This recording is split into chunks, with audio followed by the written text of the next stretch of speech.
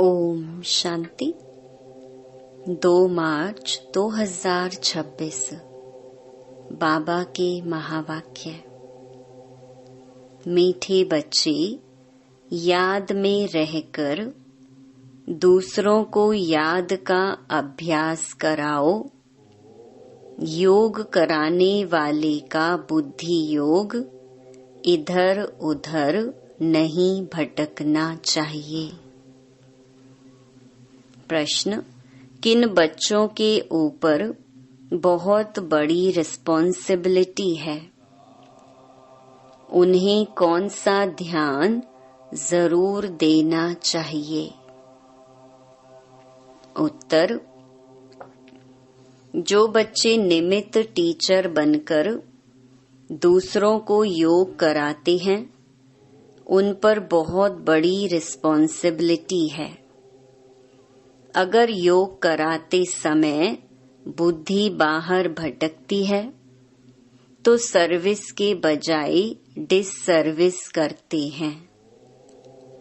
इसीलिए यह ध्यान रखना है कि मेरे द्वारा पुण्य का काम होता रहे।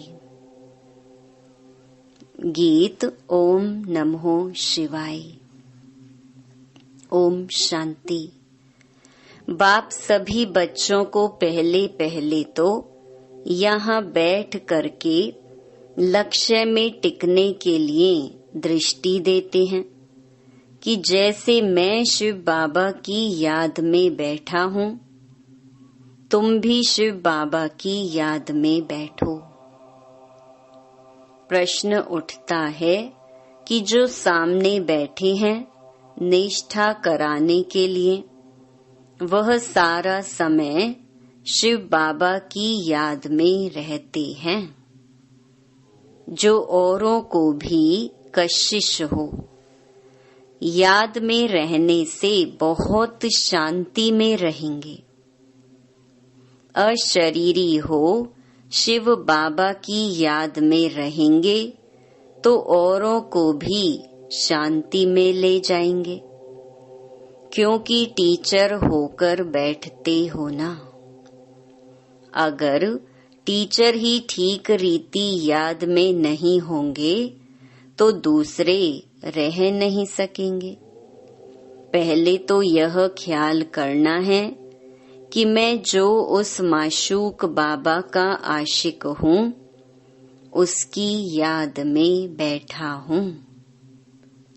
हर एक ऐसे अपने से पूछे। अगर बुद्धि और तरफ चली जाती है, देह अभिमान में आ जाते हैं, तो गोया वह सर्विस नहीं डिससर्विस करने बैठे हैं। यह बात समझ की है ना? कुछ सर्विस तो की नहीं, ऐसे ही बैठे हैं तो नुकसान ही करेंगे। टीचर का ही बुद्धि योग भटकता होगा तो वह मदद क्या करेंगे? जो टीचर हो बैठते हैं, वह अपने से पूछें कि मैं पुण्य का काम कर रहा व रही हूँ। अगर पाप का काम करेंगे तो दुर्गति को पाएंगे, पद भ्रष्ट हो जाएगा। अगर ऐसे को गद्दी पर बिठाते हो तो तुम भी रिस्पॉन्सिबल हो। शिव बाबा तो सबको जानते हैं, यह बाबा भी सबकी अवस्था को जानते हैं। शिव बाबा कहेंगे, यह टीचर बन बैठे हैं और इनका बुद्धि योग तो भटकता रहता है। यह क्या औरों को मदद करेंगे? तुम ब्राह्मण बच्चे निमित्त बने हो, शिव बाबा का बनकर उनसे वर्षा लेने। बाबा कहते हैं, हे आत्माएं, माँ मेकम याद करो। टीचर बन बैठते हो तो और ही अच्छी तरह उस अवस्था में बैठो। यूं तो हर एक को बाप को याद करना है, स्टूडेंट अपनी अवस्था को समझ सकते हैं, जानते हैं कि हम पास होंगे व नहीं। टीचर भी जानते हैं, अगर प्राइवेट टीचर रखते हैं वह भी जानते हैं। उस पढ़ाई में तो कोई खास टीचर रखने चाहें तो रख सकते हैं। यहाँ अगर कोई कहते हमको निष्ठा योग में बिठाओ तो बाप की याद में बैठना है। बाप का फरमान ही है, माँ मेकम याद करो। तुम आशिक हो, चलते फिरते अपने माशूक को याद करो। सन्यासी ब्रह्म को याद करते हैं, समझते हैं कि हम जाकर ब्रह्म में लीन होंगे। जो अधिक याद करते होंगे उनकी अवस्था अच्छी होगी। हर एक में कोई न कोई खूबी तो रहती है ना। कहते हैं कि याद की यात्रा में रहो, खुद को भी याद में रहना है। बाबा के पास कोई तो सच्चे भी हैं, कोई झूठे भी हैं। खुद निरंतर याद में रहें बड़ा मुश्किल है। कोई तो बाप से बिल्कुल सच्चे रहते हैं। यह बाबा भी अपना अनुभव तुम बच्चों को बताते हैं कि थोड़ा समय याद में रहता हूँ फिर भूल जाता हूँ, क्योंकि इसके ऊपर तो बहुत बोझ है। कितने ढेर बच्चे हैं। तुम बच्चों को यह भी पता नहीं पड़ता है कि यह मुरली शिव बाबा ने चलाई व ब्रह्मा चलाते हैं, क्योंकि दोनों इकट्ठे हैं ना।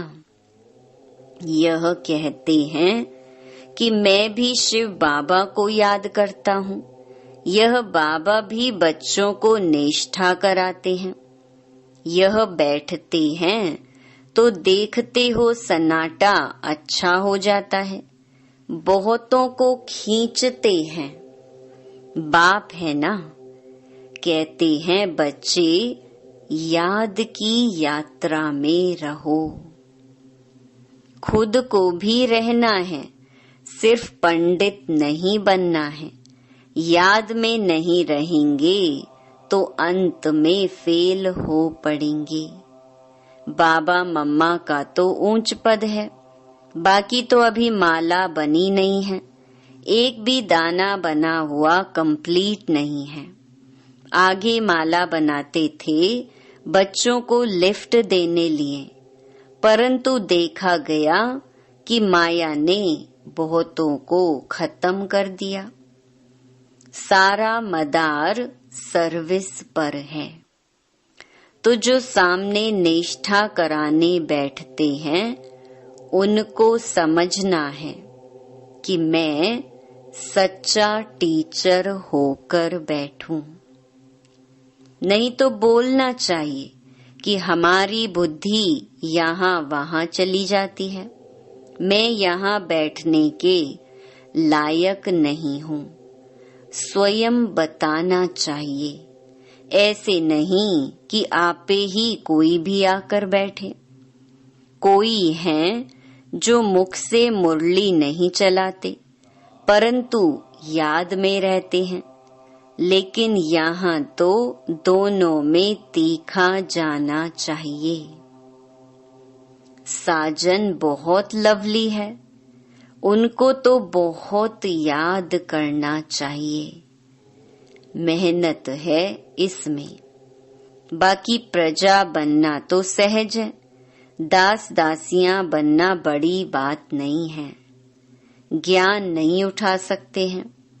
जैसे देखो यज्ञ की भंडारी है, सबको बहुत खुश करती है, किसको दुख नहीं देती, सब महिमा करते हैं। तो वाह शिव बाबा की भंडारी तो नंबर 1 है। बहुतों की दिल को खुश करती है। बाबा भी बच्चों की दिल को खुश करते आए हैं। बाप कहते हैं कि मुझे याद करो और यह चक्कर बुद्धि में रखो। अब हरेक को अपना कल्याण करना है, हड्डी सर्विस करनी चाहिए, तुमको बहुत रहम दिल बनना चाहिए। मनुष्य मुक्ति जीवन मुक्ति के लिए बहुत धक्के खाते हैं, किसको भी सद्गति का मालूम ही नहीं है। समझते हैं कि जहाँ से आया वहाँ वापस जाना है। नाटक भी समझते हैं परंतु उस पर चलते नहीं हैं। देखो क्लास में कहाँ कहाँ मुसलमान भी आते हैं, कहते हैं कि हम असुल देवी देवता धर्म के हैं, फिर जाकर हम मुसलमान धर्म में कन्वर्ट हो गए हैं। हमने 84 जन्म भोगे हैं। सिंध में भी 5-6 मुसलमान आते थे, अभी भी आते हैं। अब आगे चल सकते हैं व नहीं वह तो देख लेंगे, क्योंकि माया भी तो परीक्षा लेती है। कोई तो पक्के ठहर जाते हैं, कोई ठहर नहीं सकते। जो असुल ब्राह्मण धर्म के होंगे, जिन्होंने 84 जन्म लिए होंगे, वे तो कभी हिलेंगे नहीं। बाकी कोई न कोई कारणे अकारणे चले जाएंगे। देह अभिमान भी बहुत आ जाता है। तुम बच्चों को तो बहुतों का कल्याण करना है, नहीं तो क्या पद पाएंगे। घर बार छोड़ा है अपने कल्याण के लिए। कोई बाप के ऊपर मेहरबानी नहीं करते हैं। बाप के बने हो तो फिर सर्विस भी ऐसी करनी चाहिए।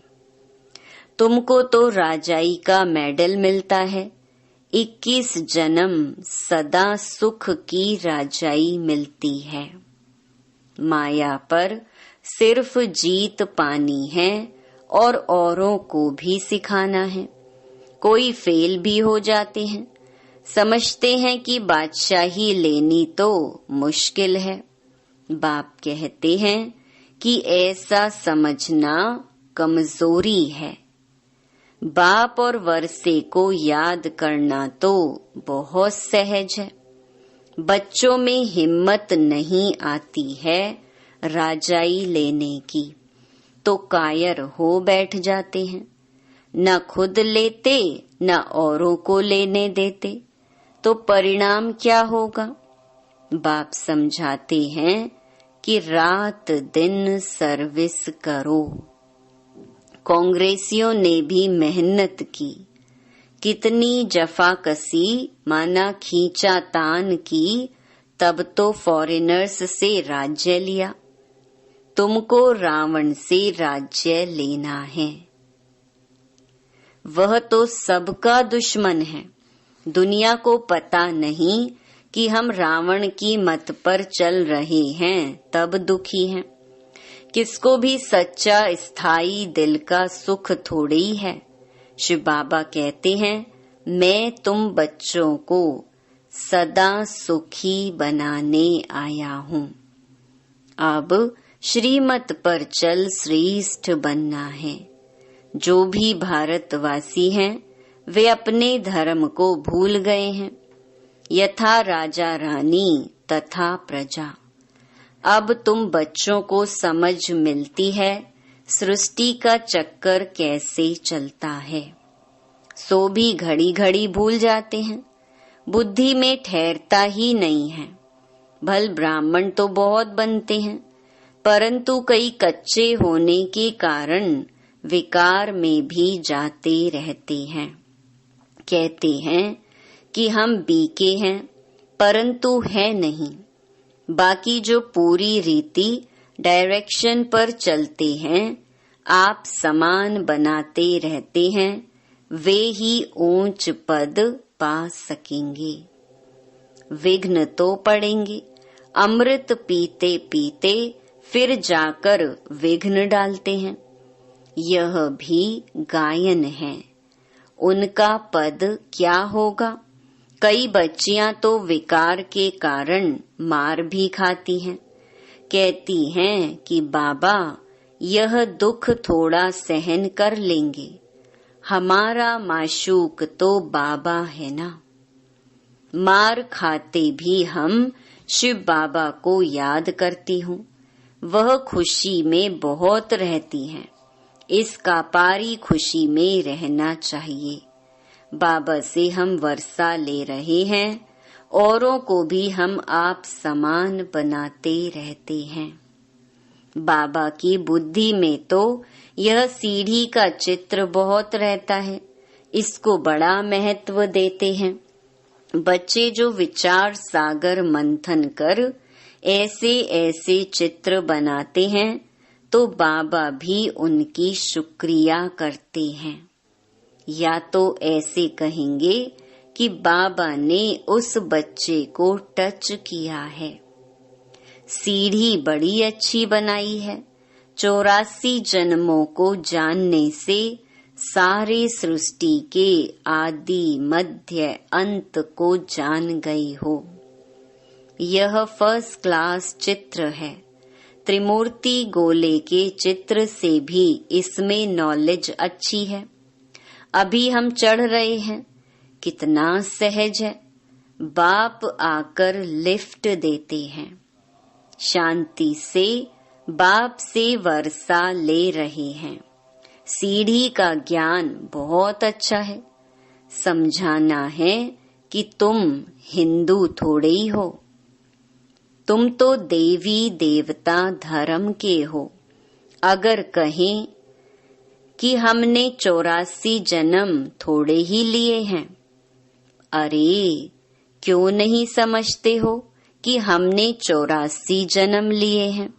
फिर याद करो तो तुम फिर से पहले नंबर में आ जाएंगे। अपने कुल का होगा तो ऐसा प्रश्न करेगा नहीं कि सब थोड़े ही 84 जन्म लेंगे। अरे तुम क्यों समझते हो कि हम देरी से आए हैं। बाप सब बच्चों को कहते हैं तुम भारतवासियों ने 84 जन्म लिए हैं। अब फिर से अपना वर्षा लो, स्वर्ग में चलो। तुम बच्चे योग में बैठते हो, सीढ़ी को याद करो तो बहुत मौज में रहेंगे। हमने 84 जन्म पूरे किए हैं, अब हम वापस जाते हैं। कितनी खुशी होती है। सर्विस करने का भी उल्लास रहना चाहिए। समझाने के तरीके भी बहुत मिल रहे हैं। सीढ़ी के ऊपर समझाओ। चित्र तो सब चाहिए ना, त्रिमूर्ति भी चाहिए। बाबा कहते भी हैं कि तुम जाओ ही मेरे भक्तों के पास, उनको यह ज्ञान सुनाओ। वह मिलेंगे ही मंदिरों में। मंदिरों में भी इस सीढ़ी के चित्र पर समझा सकते हो। सारा दिन बुद्धि में यह रहे कि हम बाबा का परिचय दें, किसका कल्याण करें। दिन प्रतिदिन बुद्धि का ताला खुलता जाएगा। जिनको वर्षा पाना होगा वह आएंगे। दिन प्रतिदिन सीखते भी रहते हैं। कईयों पर ग्रहचारी बैठती है तो बाबा को समझाना पड़ता है। वह नहीं समझते कि हमारे ऊपर ग्रहचारी है, इसीलिए हमसे सर्विस नहीं होती। सारी रिस्पॉन्सिबिलिटी तुम बच्चों पर है। आप समान ब्राह्मण बनाते रहो। सर्विस पर रहने से बहुत खुशी होती है। बहुतों का कल्याण होता है। बाबा को बम्बई में सर्विस करने का बहुत मजा आता था। बहुत नए नए आते थे। बाबा की तो बहुत दिल होती है कि सर्विस करें। बच्चों को भी ऐसा रहमदिल बनना चाहिए। सर्विस पर लग जाना चाहिए। दिल में यह रहना चाहिए कि जब तक हमने किसी को आप समान नहीं बनाया है, तब तक भोजन नहीं खाना है। पहले पुण्य तो करूं, पाप आत्मा को पुण्य आत्मा बनाए, फिर रोटी खाएं। तो सर्विस में जुटा रहना चाहिए।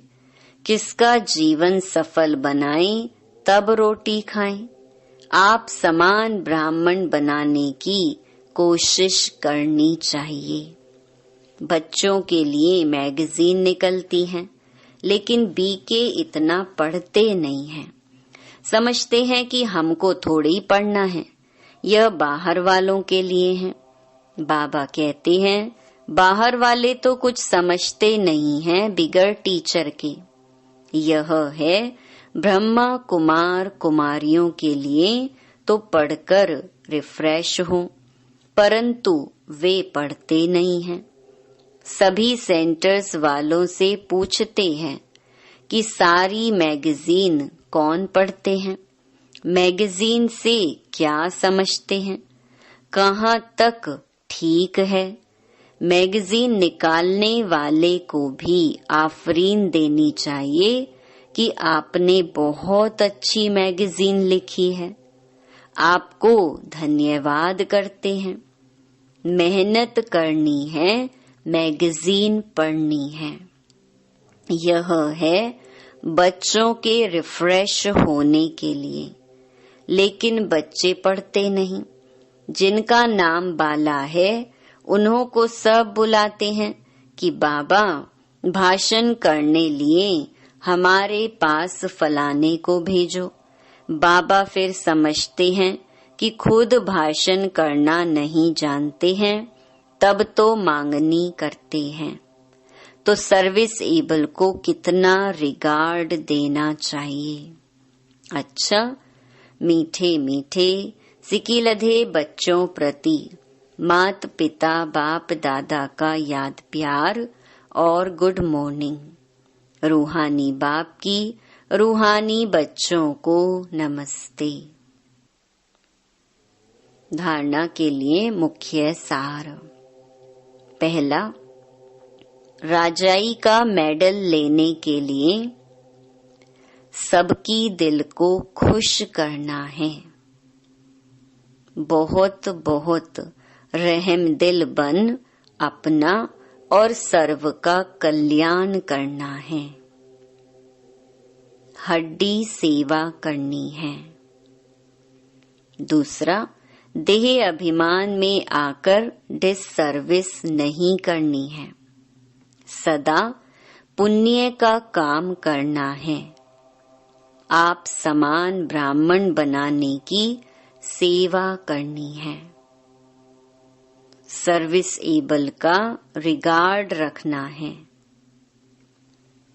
वरदान, मनन शक्ति द्वारा वेस्ट के वेट को समाप्त करने वाले सदा शक्तिशाली भव।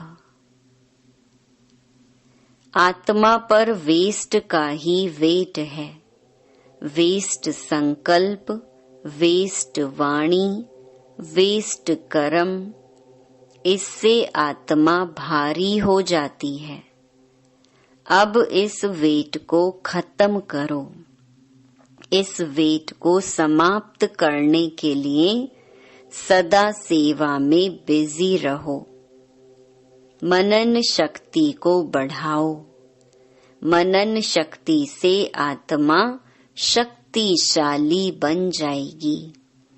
जैसे भोजन हजम करने से खून बनता है, फिर वह शक्ति का काम करता, ऐसे मनन करने से आत्मा की शक्ति बढ़ती है। स्लोगन, जो अपने स्वभाव को सरल बना लेते हैं, उनका समय व्यर्थ नहीं जाता। ये अव्यक्त इशारे निश्चय के फाउंडेशन को मजबूत कर सदा निर्भय और निश्चिंत रहो। जो निश्चय बुद्धि होगा वह निश्चिंत होगा।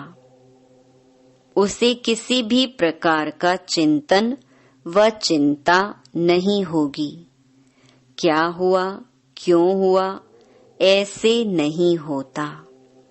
यह व्यर्थ चिंतन है।